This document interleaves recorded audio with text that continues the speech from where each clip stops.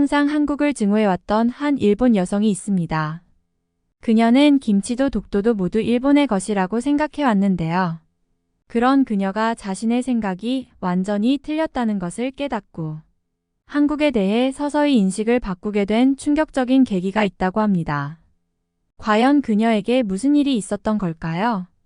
무엇이 그녀를 완전히 바꾸어 한국을 사랑하게 만들었을까요? 지금부터 그 이야기를 시작해 보겠습니다.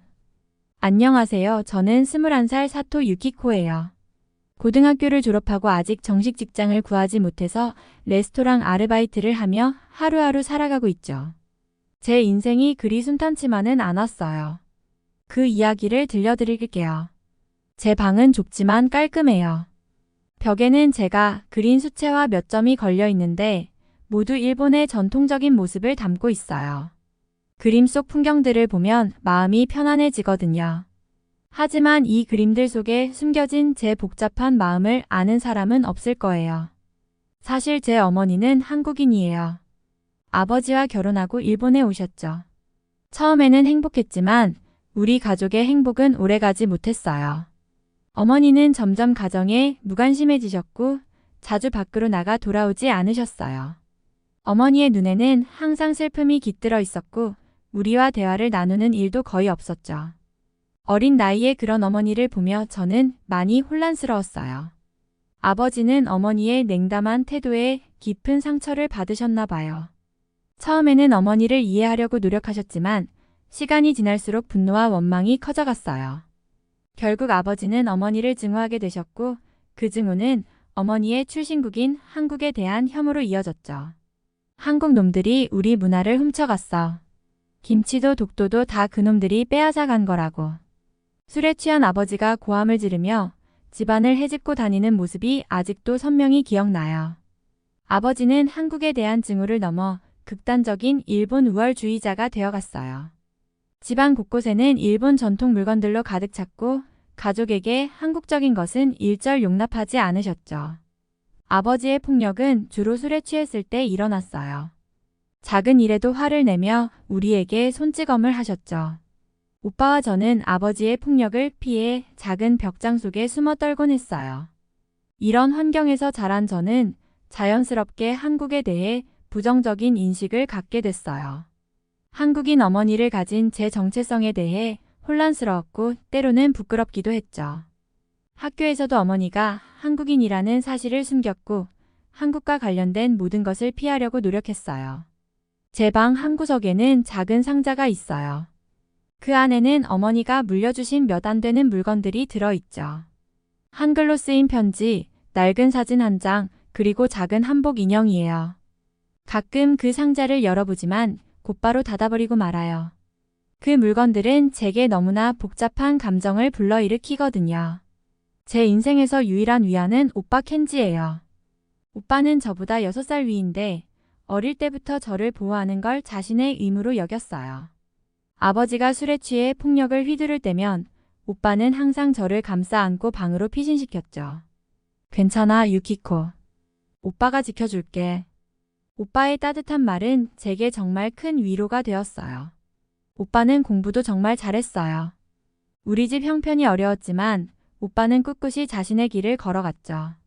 고등학교 때는 밤늦게까지 도서관에서 공부했고 결국 우수한 성적으로 도쿄대학교에 입학할 수 있었어요. 오빠가 합격 소식을 전해줬을 때 저는 너무 기뻐서 눈물이 났어요. 축하해 오빠. 라고 말하면서 오빠를 꼭 안아줬죠.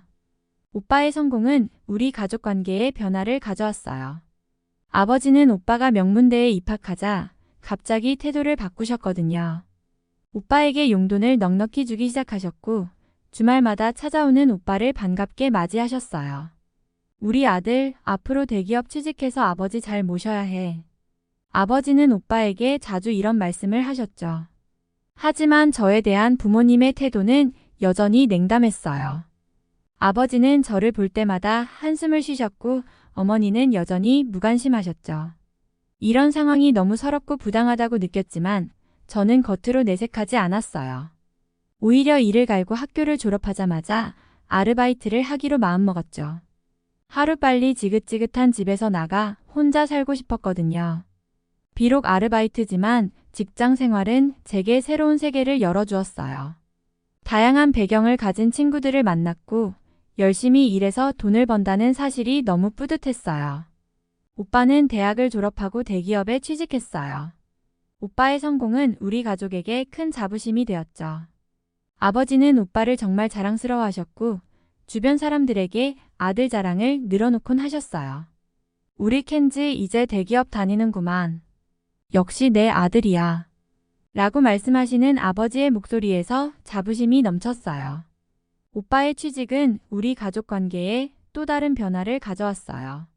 오빠는 경제적으로 독립하면서 부모님으로부터 자유로워졌고 저를 더 적극적으로 돕기 시작했죠.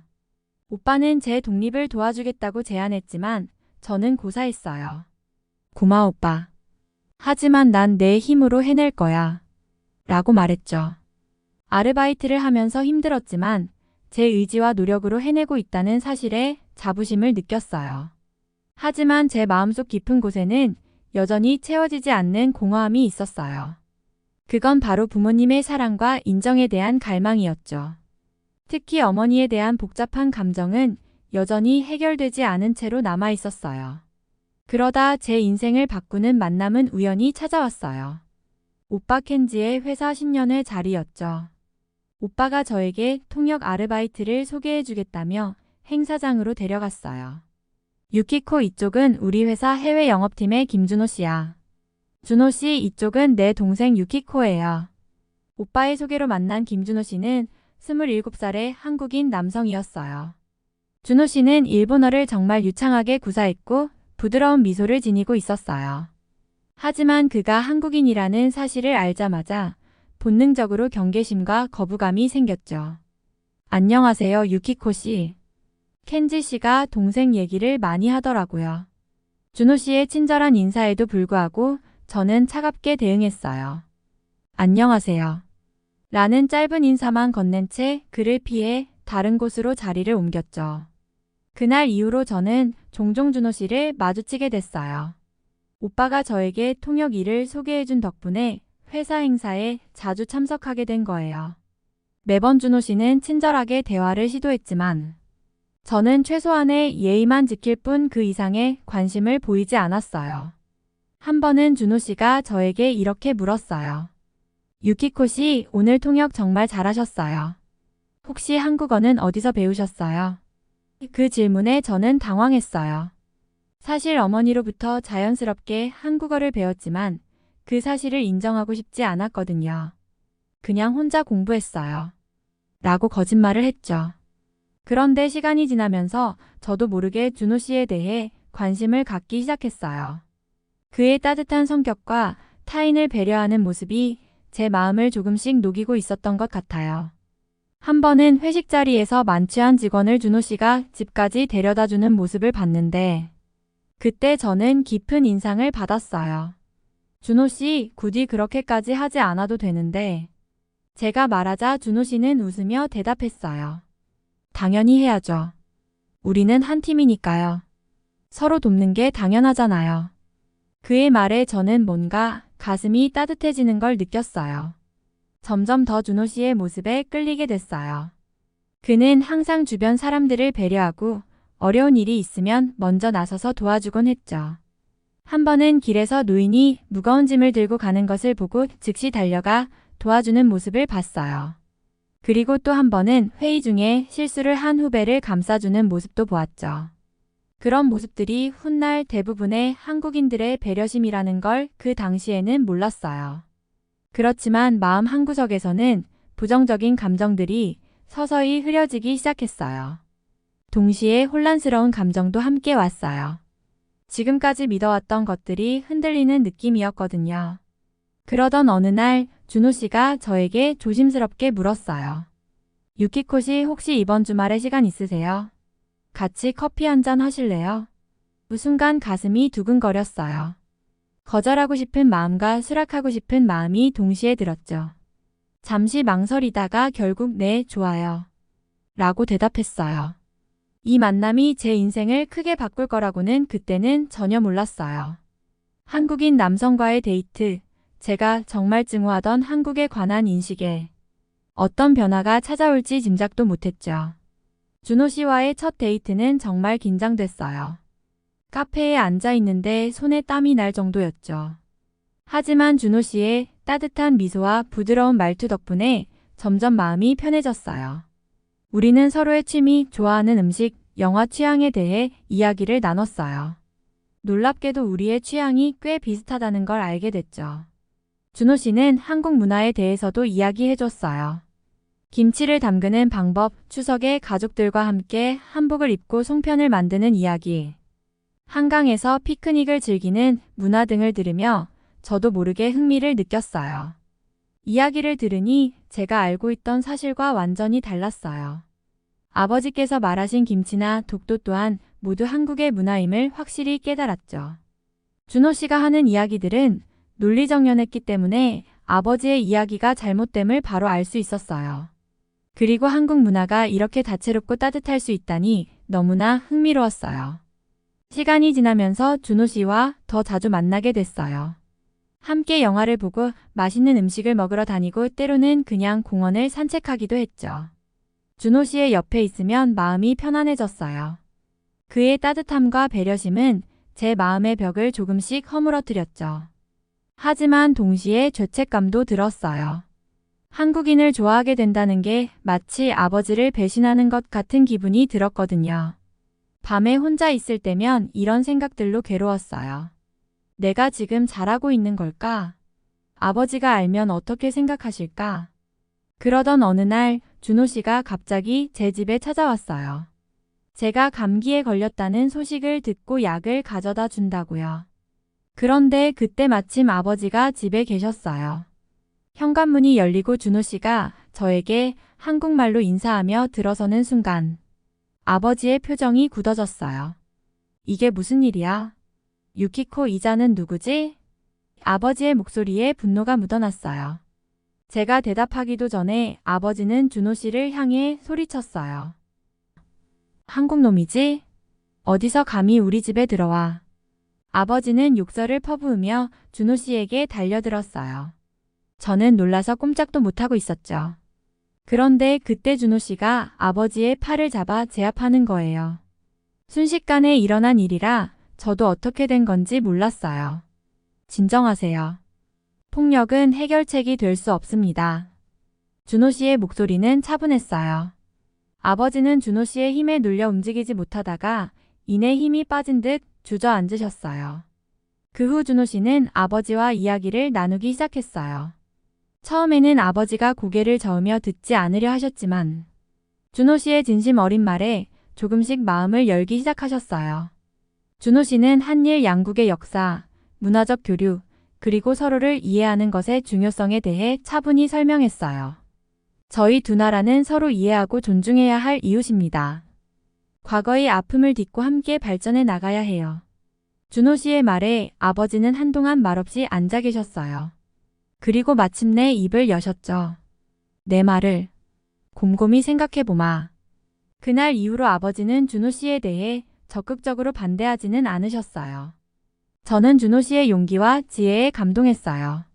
그가 위기 상황을 이렇게 잘 대처할 수 있다니 놀라웠죠. 이 사건을 겪으면서 저는 준호 씨에 대한 마음을 확실히 알게 됐어요. 그의 따뜻함, 지혜, 그리고 용기. 이 모든 것이 제 마음을 사로잡았어요. 동시에 한국에 대한 제 편견도 완전히 무너졌죠. 준호 씨와의 관계가 깊어지면서 우리는 자주 데이트를 즐겼어요. 그날도 우리는 강가를 따라 산책을 하고 있었죠. 강변길은 조용하고 평화로워서 우리의 단골 데이트 코스예요.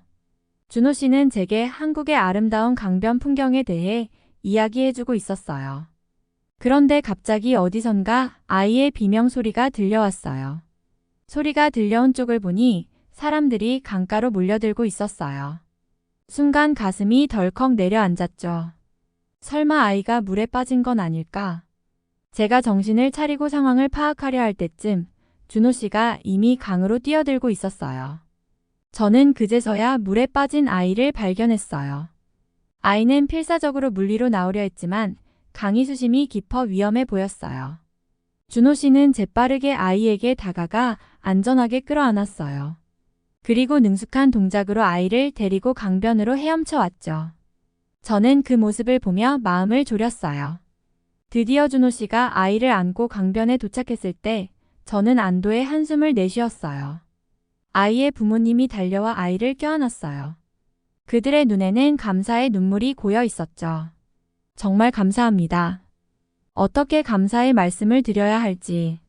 아이의 어머니가 준호 씨에게 연신 고개를 숙이며 말했어요. 준호 씨는 겸손하게 미소 지으며 대답했어요. 괜찮습니다. 누구라도 그렇게 했을 거예요.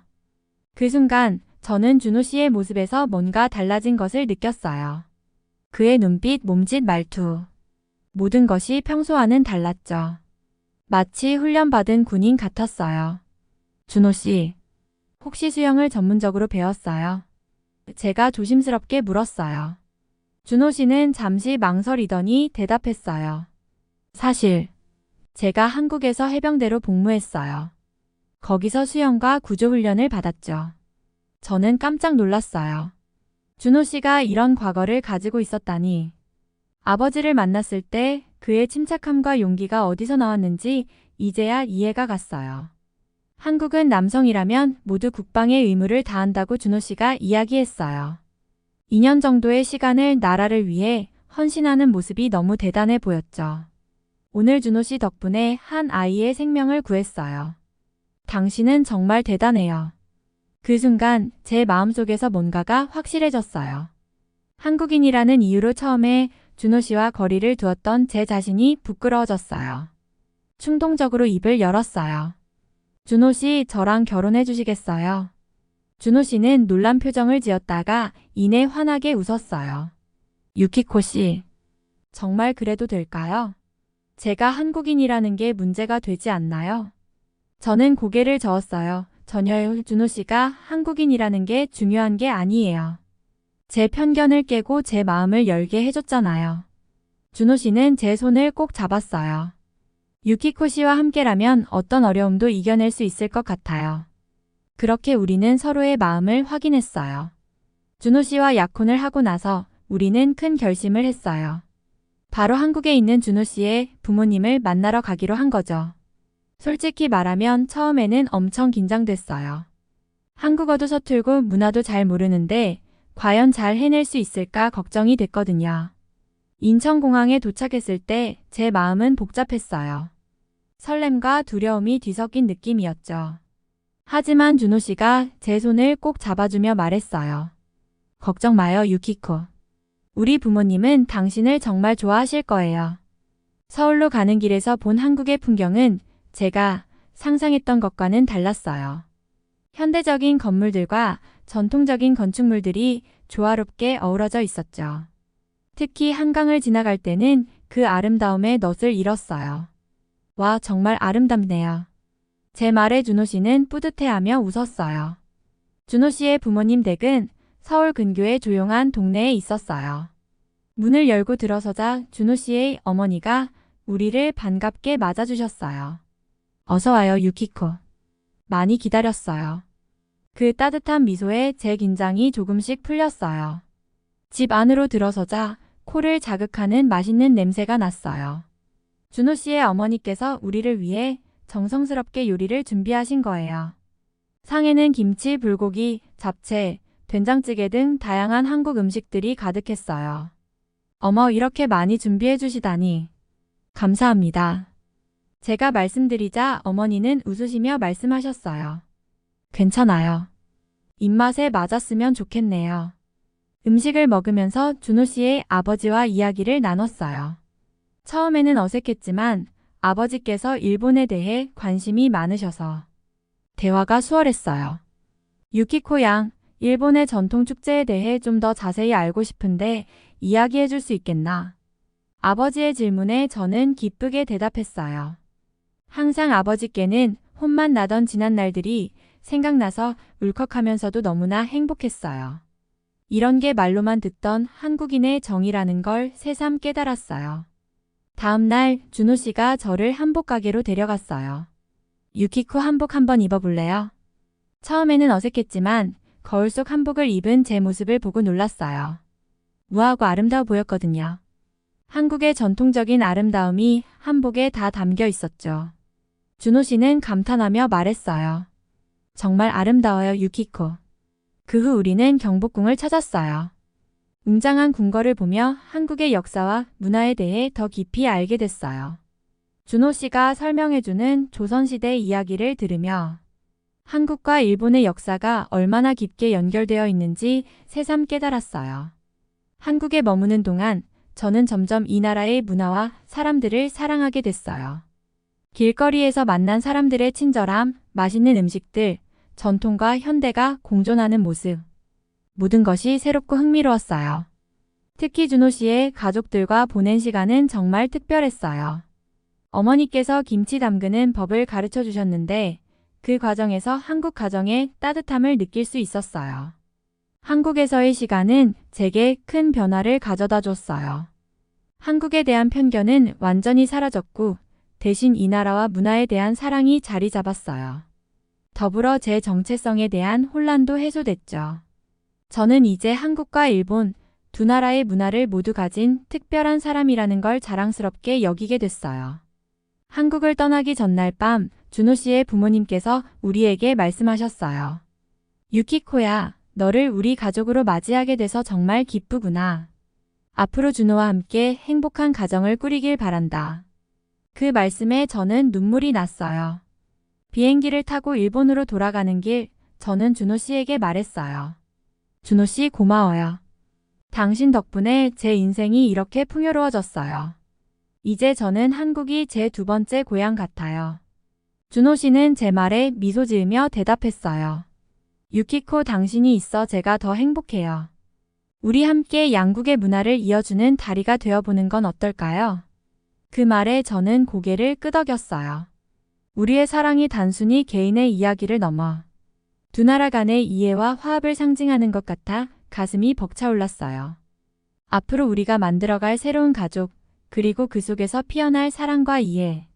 생각만 해도 설레네요. 이제 저는 한국과 일본 두 나라를 모두 사랑하는 제 모습이 자랑스러워요. 이번 사연은 여기까지입니다. 오늘 사연 어떻게 들으셨나요? 재미있으셨다면 구독과 좋아요, 알림 설정 부탁드리고요. 해외 감동 사연 더 궁금하다면 다음 영상 기대해주세요. 끝까지 시청해주신 분들 모두 감사드립니다.